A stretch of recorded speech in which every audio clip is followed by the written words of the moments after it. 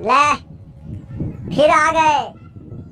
क्या सोचे थे नहीं लौटेंगे? गलत।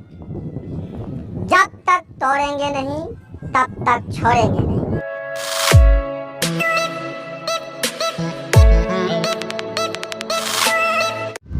तो आज हम फिर से बात करने वाले हैं सहरसा फारबिसगंज रेल लाइन खंड की।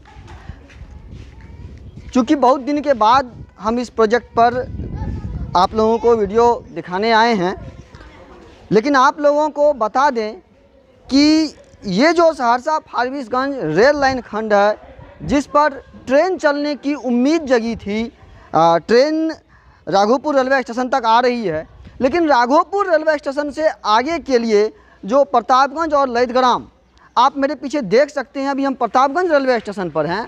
ये पूरी तरह से बनकर तैयार है, ट्रेन चलने के लिए ये तैयार है। यहाँ की पटरियाँ भी बिछाई गई है, यहाँ स्पीड ट्रायल भी कर लिया गया है, जो नई पटरियाँ बिछानी थी उसका भी काम हो चुका है, लेकिन ट्रेन परिचालन शुरू नहीं हुआ।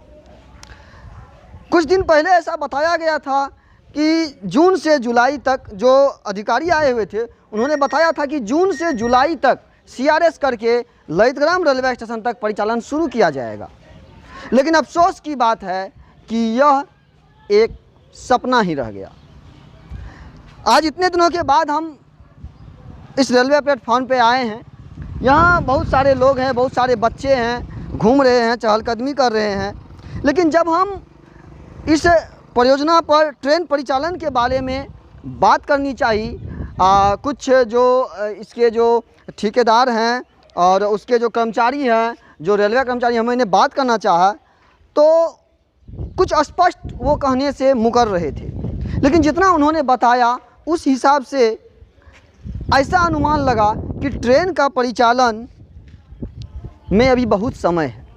ट्रेन का परिचालन कब होगा, CRS कब की जाएगी, और जो थोड़ा बहुत काम यहाँ बच गया है, जो आप देख सकते हैं उधर प्लेटफॉर्म नंबर 2 पर जो काम बच गई है वो काम, या प्लेटफॉर्म नंबर 1 का भी कुछ काम है। आप ये देख सकते हैं, ये शेड बना हुआ है, एक पे जो पीछे का शेड है वो शेड भी बना हुआ है। लेकिन इसके बाद भी जो थोड़ा बहुत काम बचा हुआ है वो काम कब होगा इसके बारे में कोई अनुमान नहीं है। जब मैंने उनसे पूछा काम के बारे में तो उन्होंने स्पष्ट बताया कि काम अभी सभी जगह बंद कर दिया गया है, चाहे वो प्रतापगंज रेलवे स्टेशन हो, ललितग्राम रेलवे स्टेशन हो, नरपतगंज हो या उससे आगे कोई भी हो, कहीं भी कोई काम नहीं हो रही है। सारा काम अभी बंद कर दिया गया है, काम किसी भी तरह का नहीं हो रहा है। अब यहाँ बात यह है कि अगर काम नहीं हो रही है तो यहाँ परिचालन भी नहीं होगा। तो जो यहाँ के लोगों को ट्रेन का इंजन जब आया, स्पीड ट्रायल हुई और उसके बाद जो मालगाड़ी आना शुरू हुई, तो यहाँ के जो लोग थे, यहाँ की जो आस पड़ोस के लोग थे, उनका या इस स्टेशन से जुड़े हुए जो भी लोग थे, उनको एक उम्मीद जगी थी कि अब उनको ट्रेन का सफ़र करने को मिलेगा। आपको बता दें कि आज 18 तारीख है, 18 अगस्त। आज के ही दिन, आज से 13 वर्ष पहले कोसी का बांध टूटा था और ये रेलवे स्टेशन जलमग्न हो गया था। उसके बाद से ही यहाँ पर परिचालन को लेके लोग आशा लगा रहे हैं, अब होगा अब होगा। चूँकि उसके बाद कुछ दिनों के लिए परिचालन चली भी थी, लेकिन वो परिचालन कुछ ही दिन तक चलाकर फिर उस परिचालन को मेगा ब्लॉक के नाम पर रोका गया था। और मेगा ब्लॉक जब लिया गया था तो उस समय में कहा गया था कि बहुत ही जल्द यहाँ पर अमान परिवर्तन करके और ट्रेन का परिचालन शुरू किया जाएगा। लेकिन 13 वर्ष बीत गए हैं, आज तक यहाँ पर ट्रेन परिचालन नहीं हो पाया।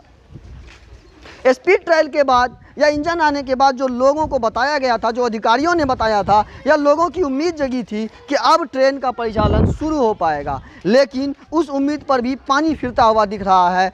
क्या यह ट्रेन 2021 में चल पाएगी या 22 में चलेगी, इसके लिए कोई भी कुछ कहने को तैयार नहीं है। प्रतापगंज रेलवे स्टेशन की बात करें तो यहाँ पर सारा काम बंद है, कोई भी काम नहीं हो रहा है, कोई अधिकारी यहाँ नहीं है और यहाँ पर काम का जो शेड्यूल है वो भी दिखने को नहीं मिल रहा है। प्लेटफॉर्म की बात करें तो प्लेटफॉर्म तैयार है, आप पीछे भी देख सकते हैं, जो यात्री शेड है ये भी तैयार है, एक यात्री शेड आगे है वो भी तैयार है, सारी चीज़ें हो चुकी है, लेकिन ट्रेन का परिचालन अभी अंधेरे में लटका हुआ है। कब तक ट्रेन का परिचालन होगा और कब इस पर लोगों को ट्रेन पर चढ़ने का मौका मिलेगा, इसके लिए अभी कोई कुछ कहने को तैयार नहीं है। ये परियोजना बहुत ही अच्छी परियोजना है। इस परियोजना से बहुत सारे गांव जुड़े हुए हैं। इस स्टेशन को लेकर बहुत सारे लोगों की उम्मीद है कि यहाँ ट्रेन चलने से उन्हें सुविधा होगी, क्योंकि जिस तरह से पेट्रोल और डीजल का दाम बढ़ा है, तो जो बस वाले हैं, जो सवारी वाले गाड़ियाँ चलती है, वो सभी अपने मन के हिसाब से किराया वसूल कर रहे हैं। तो ट्रेन चलने से लोगों को, जो यहाँ के गरीब तबके के लोग हैं, उनको उम्मीद थी कि अब उन्हें सस्ता सफ़र करने का मौका मिलेगा, लेकिन ये मौका लोगों का सपना अधूरा ही रह गया।